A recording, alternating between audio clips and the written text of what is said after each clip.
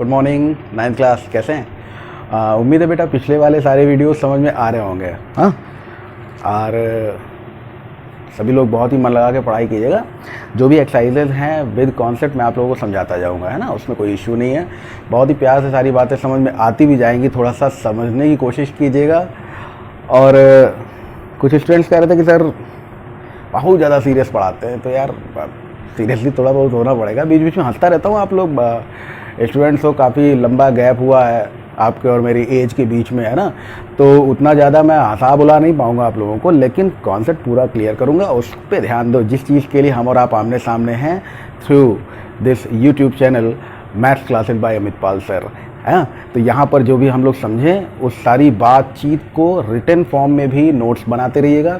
उन चीज़ों को आप लोग बहुत ही ज़्यादा ध्यानपूर्वक खुद ही जब नोट्स बनाएंगे, तब जब आप कभी क्लास में उन सब चीज़ों को देखेंगे ना, तो बहुत ही आसान लगने लगेंगे आप लोगों को। और हमारे जो कॉम्पिटिटर्स भी इन वीडियोस को देख रहे हैं, बेसिक कॉन्सेप्ट समझ लीजिए बेटा।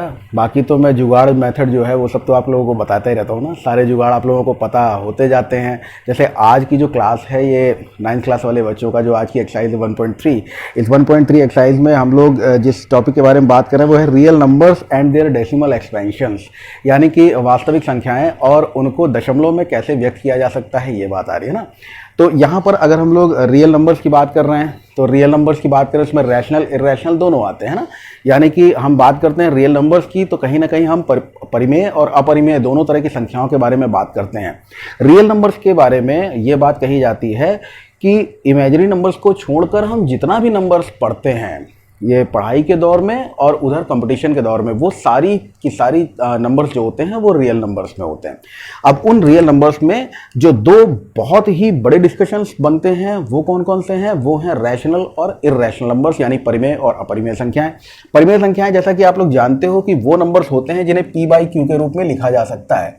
थोड़ी सी जानकारी आज इसमें और ऐड करते हैं। p/q के रूप में आप लिखते हैं, और उसके बाद जब इनके डेसिमल में कन्वर्जन करते हैं ना, जब आप इनको दशमलव भिन्न में बदलते हैं, जब आप दशमलव में इनको बदलते हैं तो केवल दो बातें होंगी।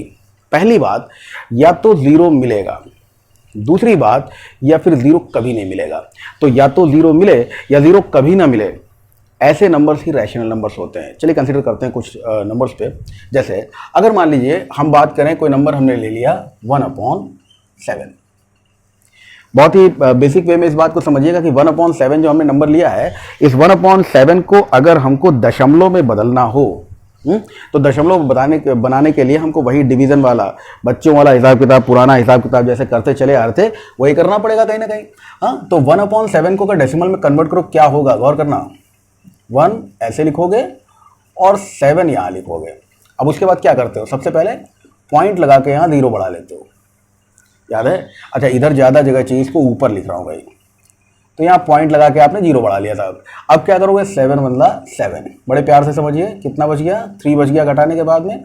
अब आप डेसिमल लगा चुके हो तो आप 0 अपने आप बढ़ा सकते हो। 0 बढ़ा दिया। 0 बढ़ाने के बाद में क्या हुआ? जब आपने 0 बढ़ाया तो अभी कितनी बार जा रहा है? 4 टाइम्स। 7 चौक 28, 7 4 28, बच गया कितना? 2। फिर 0 बढ़ा लो भाई, 7 2 14, 7 दूनी 14, बच गया कितना? 6। चलता चला जा रहा है, ठीक। अब देखते जाइए ध्यान से, 6 आगे 0 बढ़ा लिया हमने, 7 8 56, बच गया कितना? 4। फिर 0 बढ़ा लिया, 7 5 35, बच गया कितना? 5। हमने फिर 0 बढ़ा लिया, ठीक है। और फिर देखिए, गौर करिए, 7 7 49, क्या मिल गया? 1। मतलब समझे? अब अगर 1 मिल गया है तो फिर यही मिल गया, और फिर अगर 0 बढ़ाओगे तो क्या मिलेगा? इस बार फिर मिलेगा 1 4 2 8 5 7। यानी ये वैल्यू अगर देखी जाए, भाई क्या करोगे? अब आप क्या करोगे? फिर से 0 लगाओगे, फिर 0 लगाओगे तो 7 बनला 7, फिर वही बचेगा कितना? 3।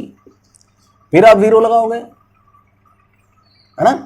फिर तो ये बात जो होगी ये रिपीट होने लगेगी, और ये बात रिपीट होती चली जाएगी इनफाइनाइट टाइम्स तक, अनंत काल तक। ऐसा नहीं कि अब आपको 0 मिलेगा, तो 0 मिलना होता तो मिल गया होता।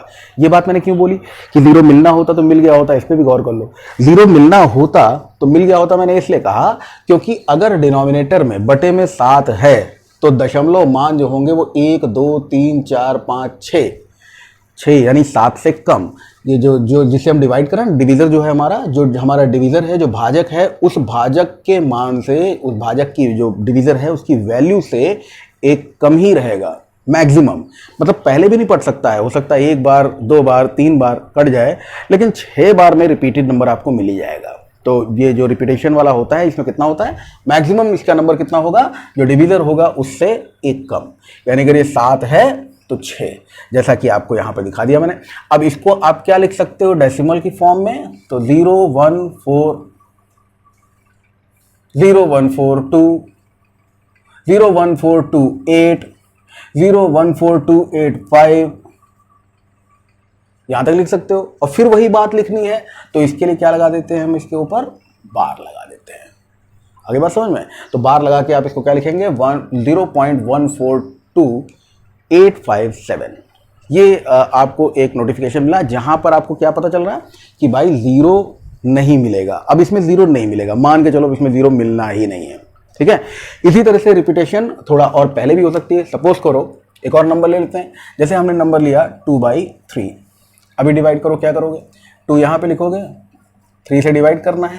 भाई ये डिविडेंड है और ये डिवाइजर है ना, ये भाज्य है और ये भाजक है। तो भाज्य और भाजक के हिसाब से अब ये 3 क्या है, 3 जो है वो 2 से बड़ा है, इसलिए पॉइंट लगा लेते हैं। जैसे यहाँ पर 1 से 7 बड़ा था, हमने पहले ही पॉइंट लगा लिया, यहाँ पे पॉइंट लगा लिया, पॉइंट लगा दिया तो क्या हो गया 20। फिर 3 6 18, क्या बच गया 2, फिर आगे 0 लगाओगे, 3 6 18, क्या बच गया 2, फिर आगे 0 लगा लो, 3 6 18, क्या बच गया 2। समझ गए हो ना, ये तो रिपीटेड चला जा रहा एंड सो ऑन। और इसको, इसका मतलब है क्या लिख सकते हैं हम लोग, इसको हम लिख सकते हैं 0.66 के ऊपर बार। तो जैसे यहाँ 7 था तो 7 में रिपीटिंग नंबर कब मिल रहा है, 6 डिजिट्स के बाद, 6 अंकों के बाद, है ना। तो यहाँ पे 3 है तो 1 या 2 अंकों के बाद आपको मिल जाएगा, क्योंकि 3 है। तो अगर 3 से भाग दे रहे हो तो जो भी नंबर मिलेंगे उसमें रिपीटेड नंबर या तो आपको 1 के बाद या 2 के बाद में मिल जाएगा, 3 या उससे ज़्यादा नहीं, ठीक। तो ये कितना है, एक ही नंबर है, एक ही नंबर के बाद में आपको रिपीटेड नंबर मिल गया। 2/3 can also be written as 0.6 और उसके ऊपर बार। एक नंबर और देखो, ये हमने 2 बात बता दी जब रिपीट हो रहा हो नंबर। तीसरी जो सबसे आसान बात है जिसके बारे में हम लोग पहले से ही जानते हैं, जैसे अगर मान लीजिए हम कोई नंबर ले रहे हैं और वो नंबर कैसा है, एक ऐसा नंबर हमने लिया है जिसको कैसा नंबर ले लें हम लोग, डिनोमिनेटर में 8 वाला कोई नंबर ले लेते हैं ना, 7/8 ले रहा हूं, ठीक है, 7/8। अभी 7/8 को सॉल्व करके देखो इसी तरह से क्या हुआ, 7/8 हमने लिया और यहाँ पे डिजाइन बना दिया अपना फेवरेट वाला। तो 7 को 8 से डिवाइड करना शुरू हो जाइए। यहाँ पे फिर छोटा है, सबसे पहले क्या करोगे, पॉइंट लगा दोगे, पॉइंट लगाया तो 0 बढ़ गया, 8 8 64, बच गया कितना 6, ठीक है। आगे फिर 0 लगा लिया आपने, 8 7 56, बच गया कितना 4, फिर आगे 0 लगा दिया आपने और 8 5 40। यहाँ पर बेटा आप लोग देखो कि हमें 0 मिल गया ना, यहाँ पर हम अब यहाँ पर कोई रिपीटिंग नंबर नहीं है, तो हमें या तो रिमाइंडर मिल जाएगा 0 के रूप में और या फिर नहीं मिलेगा, 0 नहीं मिलेगा। यही बात मैं कह रहा हूँ कि या तो 0 मिल जाएगा, इसको 0 लिख देता हूँ इतनी देर से जो बात कह रहा हूँ उसके रेस्पेक्ट में, कि ये घटाने के बाद में हमको इस बार क्या मिला है, 0 मिला। तो या तो 0 मिलेगा या फिर 0 कभी नहीं मिलेगा। ऐसा नहीं होगा कि बहुत दूर चलते चले जाएं तब कहीं जाके 0 ना, मिलेगा तो पहले ही मिल जाएगा, नहीं मिलना तो फिर नहीं मिलेगा। अब इसकी एग्जैक्ट लोकेशन क्या है, जैसे किसी भी नंबर को, अब कोई नंबर ऊपर है वो क्या है पता नहीं, डिवाइडेड बाय 19, तो मैक्सिमम ये वाले नंबर जो क्वोशिएंट आप देख रहे हो, जो भागफल आप देख रहे हो, इस भागफल में संख्याओं के ये रिपीट कब से होंगी, उनका नंबर बेटा मैक्सिमम 18 है। 18 नंबर्स तक जाएंगी उसके बाद में रिपीट होना शुरू हो जाएंगी, उससे पहले भी रिपीट हो सकती हैं लेकिन 18 के आगे नहीं जाएंगे, ठीक है। इतनी शर्त समझ में आ गई होगी। ये 7 वाला मैंने आपको बताया डिनोमिनेटर में क्या है, 7 है, तो हो सकता है 7 से पहले नहीं पड़ जाता। जैसे यहाँ पर कोई ऐसा नंबर ले लें जो 7 से डिविजिबल है, 14 ले लें, 7 2 14, एक ही बार में नहीं पड़ गया पूरा, 0 आ गया ना। लेकिन अगर ये रिपीट होने वाली बात की जाए तो यहाँ डिवाइडेड बाय 7 है, क्योंकि सिंस डिवाइडेड बाय 7 है तो हमारे 7 प्लेसेस तक नहीं जाएगा, 7 से आगे नहीं जाएगा, ना 7 ना 7 का 6 तक ही रहेगा। इतनी बातचीत में कोई दिक्कत किसी को नहीं। अब हम लोग आगे बढ़ते हैं, इसको एक बार रिपीट करके देख लीजिएगा ये क्या बात हमने बताई है। अब एक एक्सरसाइज में जो क्वेश्चन हैं उनको उठाएं। जैसे एक्सरसाइज में जो क्वेश्चन दिए हुए हैं, अभी थोड़ा डिस्कशन बाकी है लेकिन एक्सरसाइज के क्वेश्चन ले लेते हैं, है ना। एक्सरसाइज में क्वेश्चन जो दिया हुआ है उस क्वेश्चन में कहा जा रहा है आपसे, write the following in decimal form and say what kind of decimal expansions each has. ये सब किस तरह के डेसिमल एक्सपेंशंस हैं ये बात आपको बतानी है। तो डेसिमल एक्सपेंशंस किस तरह के हैं इसका क्या मतलब हो रहा है? इसका मतलब ये हो रहा है कि या तो ये रिपीटिंग डेसिमल्स होंगे, बार बार आने वाले डेसिमल्स होंगे, या पूरी तरह से परफेक्ट डेसिमल्स होंगे। जैसे यहाँ पे 7/8 है, 0.875, 0.875 जो है इसको हम लोग क्या कर सकते हैं, डेसिमल आप रिमूव करोगे तो अपॉन में क्या कर सकते हो आप, अपॉन में तुरंत ही 3 0 बढ़ाकर और फिर उसके बाद जब रिड्यूस करोगे तो रिड्यूस करने के बाद में आपको ये 7/8 मिल जाएगा। समझ गया? 25 का टेबल पढ़ लीजिएगा, जो भी टेबल बन रहा हो उसका 125 का पढ़ सकते हो, जो भी टेबल बन रहा हो पढ़ लीजिएगा। वो काट पीट करके आप इसकी वैल्यू कितनी लाओगे, 7/8 ले आओगे। कैसे? डेसिमल रिमूव किया एंड डिवाइडेड बाय 1000। ठीक है, क्वेश्चन राइट डाउन कर देता हूँ इसका। जैसे अगर आपसे कहा जाए कि 36 अपॉन, ये हटा लें, 36/100, 36/100 एक नंबर दिया हुआ है, 1/11 दिया है, 4 होल नंबर 1/8 दिया है, 3/13 दिया है, 2/11 दिया है, 329/400 दिया हुआ है। अब इसमें बताया जा रहा है कि ये किस तरह के डेसिमल नंबर्स हैं, इनको हम लोग क्या कह सकते हैं, है ना। तो ये इनका जो टाइप आपको बताना है कि इनका नाम बताना है। तो ये किस तरह के हैं, नॉन टर्मिनेटिंग रिकरिंग। और कौन से नंबर्स होते हैं, और नंबर होते हैं यहां पर टर्मिनेटिंग होते हैं और नॉन टर्मिनेटिंग रिकरिंग, दो तरह के डेसिमल नंबर्स होते हैं। इन दोनों में से कौन से हैं?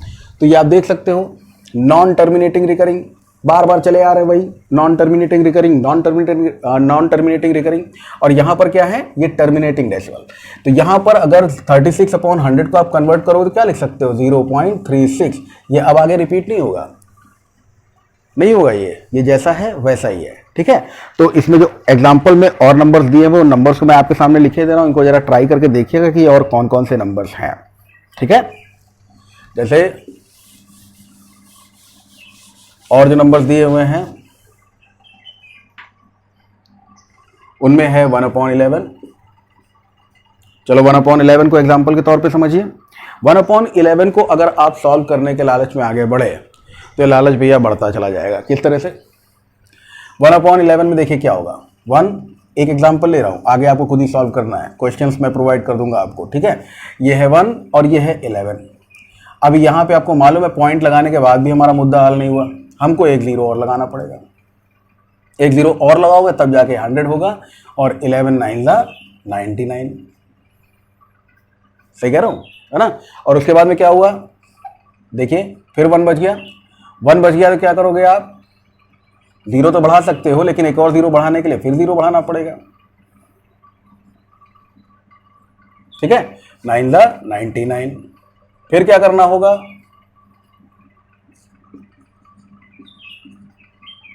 And so on. Answer is 0.09 और उसके ऊपर बार।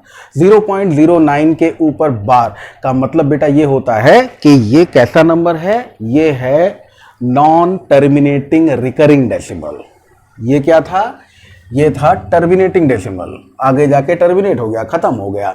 और ये नॉन टर्मिनेटिंग रिकरिंग है, माने चलता चला जाएगा, आफत कर देगा, इसी तरह से भागता। तो देखिए यहाँ पे क्या है, वैल्यू जो होगी इसकी, ये मैक्सिमम कितनी हो सकती है, इसकी वैल्यू जो होगी वो इस तरह से रिपीट होने के बाद, हमको 2 ही में मिल गया, बहुत अच्छी किस्मत थी हमारी, है ना। हो सकता है 10 तक जाता, फिर रिपीट होना शुरू होता, है ना, लेकिन 10 से आगे नहीं जाता। ठीक है, नेक्स्ट सेशन में लेते हैं इसके आगे।